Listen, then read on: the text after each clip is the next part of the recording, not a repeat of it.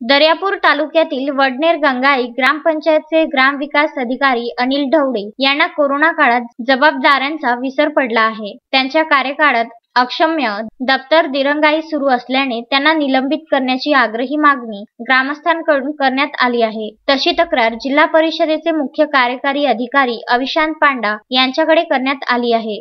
ग्रामस्थांनी दिलेल्या निवेदनानुसार दर्यापूर तालुक्यातील सर्वाधिक मोठी ग्रामपंचायत असणारे वडनेर गंगाई आहे। येथील ग्रामविकास अधिकारी अनिल ढवळे हे कर्तव्यावर नियमित उपस्थित राहत नाही। कोरोना काळातही कर्तव्यावरून दांडी मारण्याचा त्यांचा क्रम कायम असल्याची बाब नागरिकांनी बोलून दाखविली। मी ग्रामपंचायत बस सहीसाठी येऊन राहिली, पण हे आदेशा ग्रामपंचायतले कोणीच दिसून नाही राहिलं। 10 दिवसभरातून 10 खेपेती युनिट तक मानून राहिली मी, पण कोणी काही सांगून राहिलं नाही। अशा कोणचा काय होते एकाला विचारतो, कोणी सांगून आले सहीसाठी 8-10 दिवसापासून मी रोज चक्र मारतो, पण ग्रामसेवक दिसत नाही।